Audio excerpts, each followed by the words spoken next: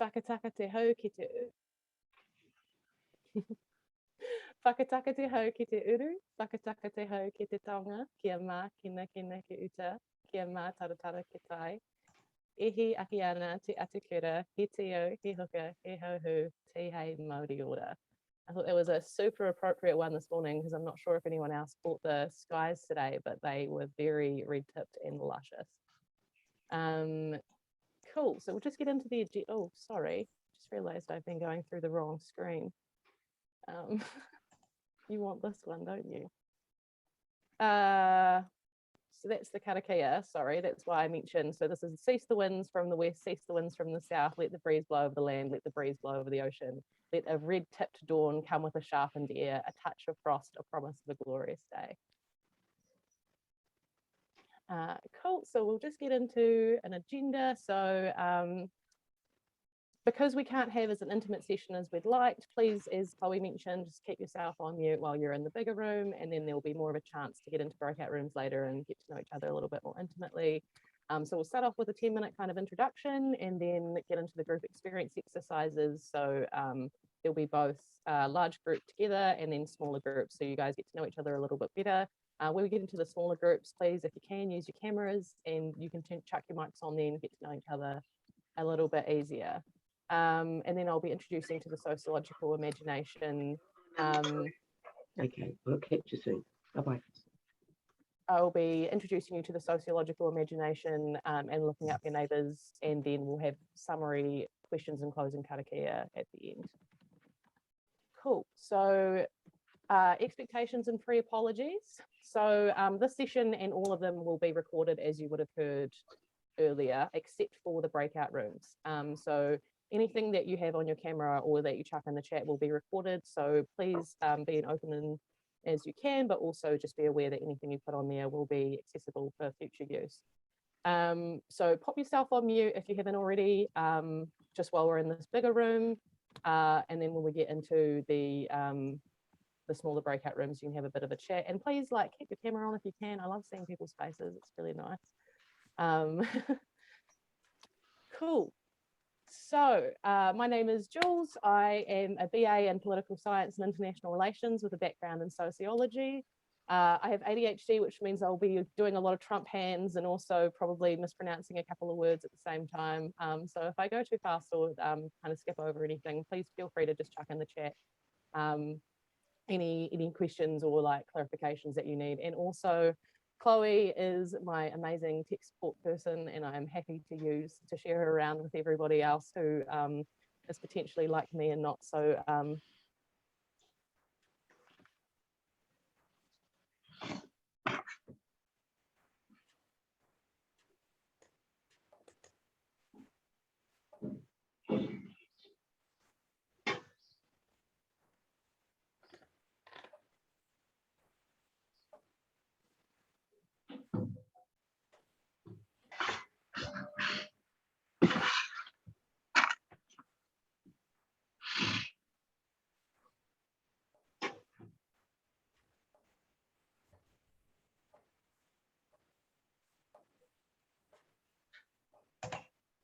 I think we may have just lost Jules, by the way, for those who are wondering, but I think she's popping back in just a moment, so sit tight. Sorry about that, team. When the recording came thing on, I said leave meeting instead of got it because, like I said, technologically challenged. So the key ideas that I'd like you guys to get out of today is first of all, that we're not establishing connection within our community. The connections are already here. We as human beings are already designed to connect with each other, but we're often divided by lifestyles, responsibilities, and closed circles. The other one is that issues that we face are often part of larger societal problems that we work on in a community. So there's like a common theme here, which is that when you make things larger scale, they look easier to tackle. So that can be negative when it comes to talking with people, or positive when it comes to tackling issues as a community also. And just as I've said in the start there, if you can please rename yourself. Is that potentially possible, Chloe? Because I don't think I can rename myself. Oh, that's a really good point. Thanks, Jules. And I think there's been a couple of messages in the chat. I think because of our exciting last minute jump to a new Zoom account. Now we're using an other account. I think that's not an option anymore, and I can't enable that. So apologies for that. Plan B. So when we go into breakout rooms, initially this little box here was designed for so that people could have as many different experiences and age groups in the breakout sessions as possible. So because we can't do the divide as even as we'd like to, if you'd just like to, when you go into the breakout rooms later on, just be really think back to maybe some prior experiences that you have, or maybe if you're a bit younger, think to some experiences that maybe some older generations have told you about, just so we can kind of keep an open mind as much as possible if there does happen to be a random order in which there is just kind of one age group and one group. Cool, so the importance of introductions. So when we share our te ranga waiwai, or our sense of identity, what it does is it allows people to better understand our positions on all topics. And so in today's society, with technology using algorithms, it can create these like echo chambers of communication. So basically, we are less practiced in taking to others people's perspectives. We are less practiced in having different communication styles than us. And so particularly in times of COVID and things like that, when a lot of our communication is done via these kinds of algorithms, what it does is it untrains us to have these kinds of conversations with people who potentially have the same values as we do, and the same ways of doing, different ways of doing things, or maybe the same ways of doing things, but different values than we have. So barriers to communication can not only be physical or technological. Usually barriers are things that disable you in your environment. So they can be linguistics, culture, emotional perception, etc. But linguistics and culture isn't just something that's area-wise. It can also be via eras. So the kind of jargon that younger people use compared to how older generations use it, or potentially the culture of one era compared to another. It also, what it does is creates a space that doesn't allow for othering, which othering is one of the first ways to discriminate against people. So what you do is you take you take a concept and you say, oh, well, they're just, insert stereotype here, they're just boomers, they're just lazy millennials or lazy Gen Z, or they're just, Gen X, stereotyping people into this larger category of people and not really getting to know them personally. Does allow for more fallacy, which or like more an understanding of somebody's argument. And so what you do is when you introduce yourself, you also create a space that is that kind of sets out like your context, your story, all of these things, so people can really understand where you're coming from a viewpoint. So what I want you to do is I want you to consider, bear with me, a friend or family member that you're quite close with, but you know that if you didn't have history with this person, like perhaps they weren't in your social circles or your family, you probably wouldn't approach them in public, or you would probably try and avoid that person as much as possible. Now, I want you to take that idea and consider that with somebody who you potentially don't get along with, that you haven't met before, and just recognize that some of the only differences between those two people are the history that you've got with that person and the context that you've got behind that person. You know where they're coming from, you know why the decisions are made.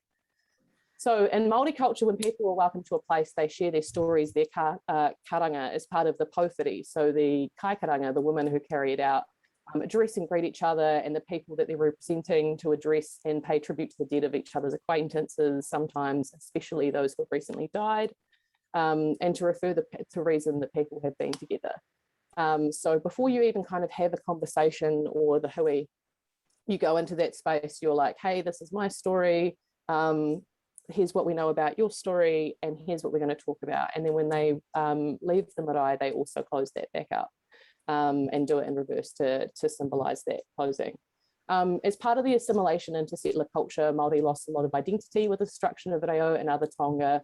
And the effects of this intergenerational trauma are still being felt by ancestors today. So what you do when you introduce yourself as part of any kind of hui and kind of state your case as well, as you kind of remove the potential for some of that intergenerational trauma to be felt by people who are, you know, maybe feel like visitors on their own land because of Western ways of doing things. And there are a couple of links here as well on the PowerPoint presentation with a little bit more information. I'm happy to share this around as well. So why does this relate to participatory open democracy? So participatory open democracy is a direct democracy in the sense that all citizens are actively involved in all important decisions, according to Oxford Dictionary. So this relates to POD because we recognise that the issues that we're facing in our society are large-scale issues that result in large-scale participatory solutions. This means filling the gaps that currently exist within civics education and ensuring all community members feel confident in engaging with the processes that decide the environments around them. This workshop teaching you tools to use the perspective of manaakitanga or hospitality without expecting things in return is a key to understanding, it's a key to helping society create a tight fabric. If you consider the community like a household, and I'm sorry if those who know me have heard this a little bit too much, the councils and government are a type of landlord and they have the responsibilities to maintain the infrastructure, and those who live inside the household are responsible for the upkeep in the social environment. If everybody does their bare minimum jobs and individual requirements, the house sucks. If we work on a basis of manaakitanga, the environment stays beautiful, the mood is light, and the problems get tackled.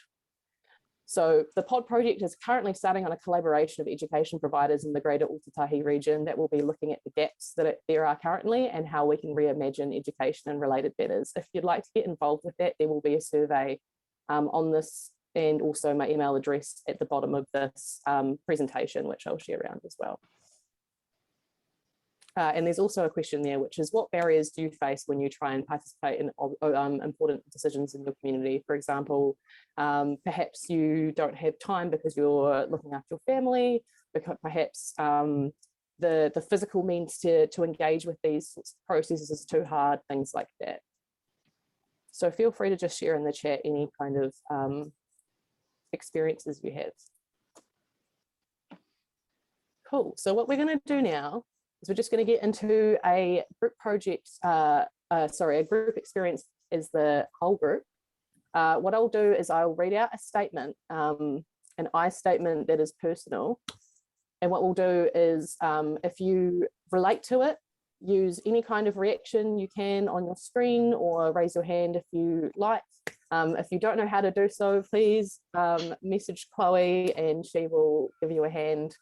And I'm not going to judge you, otherwise I wouldn't have a technical advisor. Cool. Can I just suggest, Jules, that do you want to stop sharing your screen for this exercise? Oh yeah, absolutely. If people feel comfortable being able to see the room, I think it could be quite powerful. Absolutely. So chuck your cameras on if you've got some. See everybody's awesome faces. Cool. So what I'll do is I'll read out the statement. I'll wait about 10-15 seconds, and and we'll wait everyone to raise their hands, and then we'll have a look around and have a bit of discussion about it. So at one point throughout my life, I have felt discriminated against for my age. So raise your hand or use a react if you felt discriminated against for your age.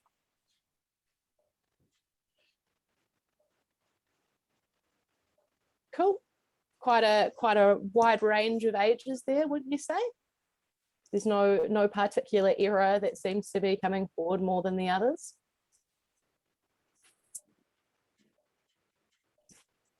Cool. If you've had your react up, just remove it real quick before we get into the next statement. Cool. At one point throughout my life, I have been told I was quote unquote too young to be concerned about a serious matter.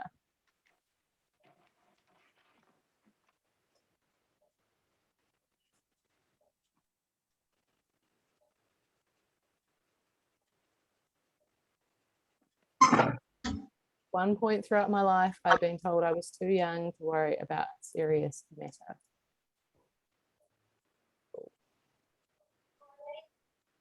I have felt discriminated against for my age this year.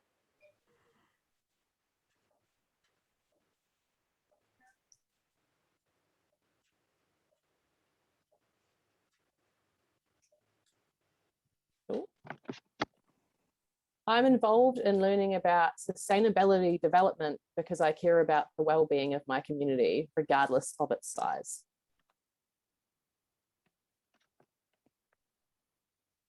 Cool. And just to clarify, by its size, I mean whether it's global, local, or community-based. And last one, I want to see action taken to prevent climate change because I care about other people's futures even after I am no longer here. Please, mate, get down here and try. So let's check into the fish place, 9 to 12. What? I just had a look.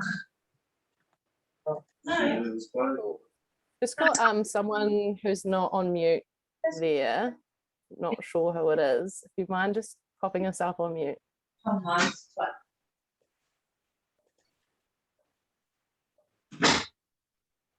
Yeah, then you won't have to ask for someone's card. Oh. Every week. No worries. Come on. Cool. So thank you for getting involved with the exercise. Just going to share my screen again. So the point of the exercise was just to show people that there are all types of ages that have experienced all types of personal troubles that we have faced, no matter, regardless of era, regardless of ages and things like that. So now we're going to get into a smaller group exercise. Now, Chloe is going to share the mural that we have. So because of the breakout rooms situation, we won't be able to save any of the breakout rooms. So this is an opportunity for you guys to get a bit more personal. They won't be recorded, so feel free to share to your heart's content. There is a link in the chat that Chloe will share with the mural link because the chats will not obviously be saved. So what we're doing is we're having like a little post-it board. Feel free to engage with it as much or as little as you like during the session. So I'll just give you 20 minutes. So what will happen is we'll enter into breakout rooms of 3 to 4. When you get into the breakout rooms, because we can't be in all of them, please just pick a partner to talk home, keep and respond to each other with the following questions. So why did you get involved with sustainable development? So which of your values did it satisfy? For example, I work for Generation Zero because it satisfies my values of empowering and educating others. When was the moment you decided this was the path for you? So for example, if this is the first step to getting involved with sustainable development goals, like the summit is your first step, then that's awesome. Maybe you saw like a whole heap of rubbish around your community one day and was like, this is disgusting. I'm really gonna work towards being one of the people to clean this up, things like that. And then also, each person will have 2 minutes to answer those questions. And then afterwards, just an open dialogue to each other for 4 minutes. What common issues have you faced in your lives? So for example, potentially two people from completely different areas both joined after feeling a sense of helplessness in their teens. So obviously 2 completely different ages. So I'll just chuck you into breakout rooms now. Remember to click on that mural link. I'll just give you probably about 30 seconds to do so, if you would like to, while Chloe does the breakout rooms. Awesome. And then we'll see you back here in 20 minutes. Beautiful. Thank you, Jules. All right, everyone, I'm just about to press open. So you should find yourself going into a breakout room of between 3 and 4. So enjoy. We'll see you back here in 20. Ka kite. So now, as I said before, I have a minor in sociology. Sociology was actually my major before a bit of a kerfuffle with the paper order. And so I'm a massive sociology nerd, none of which is relevant except to say that we're now going to get into the sociological imagination. So this is a great video that'll explain things a lot better than I can. One of the most important things to learn in sociology class is about the history of sociology or political analytical method. Rather, it's a state of mind. The state of mind that is at the core of sociological practice is called the sociological imagination. The best way to understand what this is, what this mindset entails, is to look at a particular example. Let's imagine you lose your job. Sucks, right? Now you're focused on thinking of how can you pay for all of the things that you require in order to live your life? How are you going to find a new job in order to sustain yourself? What a sociologist would ask in this situation is this question. Is your experience of losing your job here a personal trouble, or is it a social issue? In other words, is this something that is idiosyncratic and individual about the particular choices that you made, or is it rather the consequence of broader social patterns and contextual factors? Through the sociological imagination, we make connections between your personal experiences and the broader economic, political, cultural, familial, educational, and environmental forces that influence the world that you see and experience, the opportunities that are available to you, and the challenges that you face. By adopting the mindset of the sociological imagination, you go from seeing yourself as an atomized individual whose decisions are entirely responsible for everything that happens to you, to seeing yourself as a part of a network of other people who influence one another. With this mindset, you begin to realize all of the opportunities and freedoms that you have for agency, and all of the constraints and restrictions that prevent you from doing anything that you would like. Through the sociological imagination, you begin to teach yourself to see the world. Cool. That's that video. So does anyone have any further clarification? Feel free to raise your hand or chuck in chat about the sociological imagination as a concept.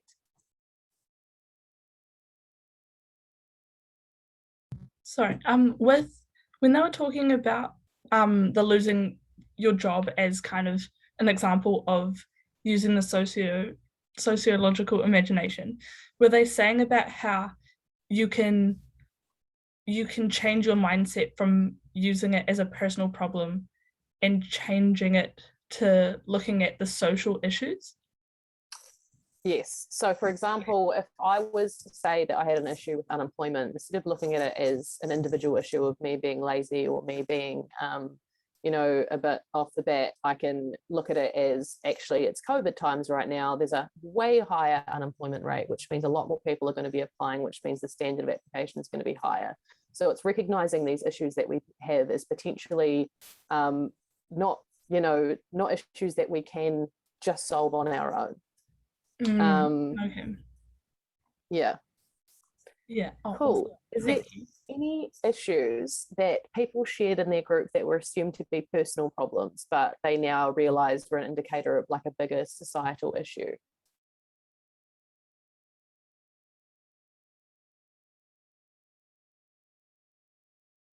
No? Are there any issues that you thought had only been faced by people your own age, and then in these conversations and the breakouts you realized that potentially there were more conversations, more experiences from other people in different age groups?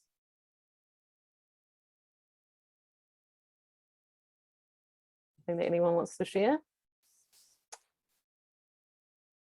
Right, cool. We'll just continue onwards then. So this is going to be a bit of a brain break.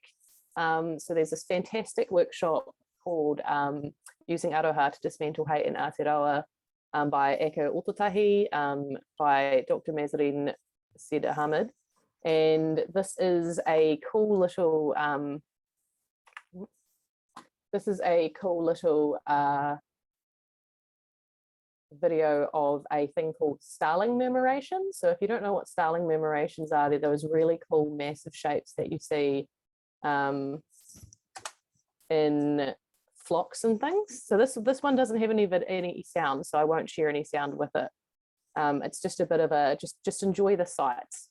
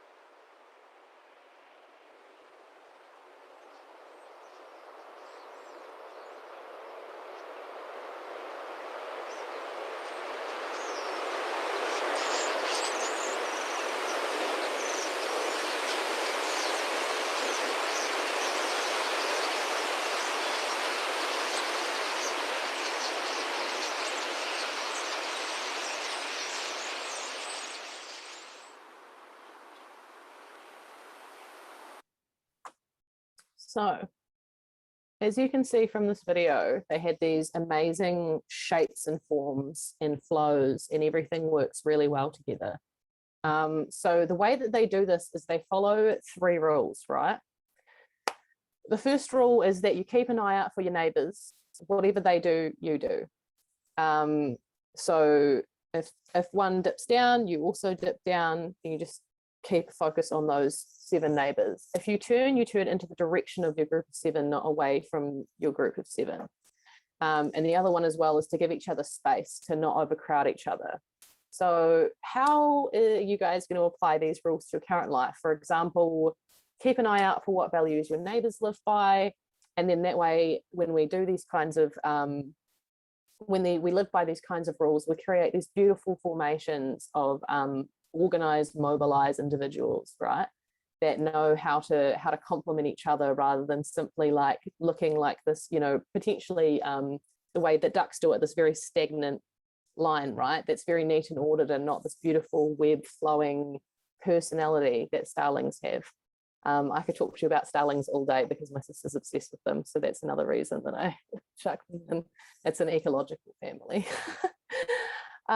Cool. So to summarize, so the 3 goals that I've put through this workshop are all relevant to what you've been learning today. So goal 11 is to make cities and human settlements inclusive, safe, resilient and sustainable. This can only happen with the participation of communities, as we have seen through the mosque attacks and earthquakes response. Goal 16 is to promote peaceful and inclusive societies for sustainable development, provide justice to all, and build effective, accountable and inclusive institutions at all levels. And the reason that this workshop is important is because we cannot work towards peace for others if we cannot even agree on a conversation of what the definition of peace is in the first place. Goal 17 is to strengthen the means of implementation and revitalize the global partnership that works on the basis of proactive care for one another. One thing I've noticed is I've begun to work in wider global circles in terms of things like the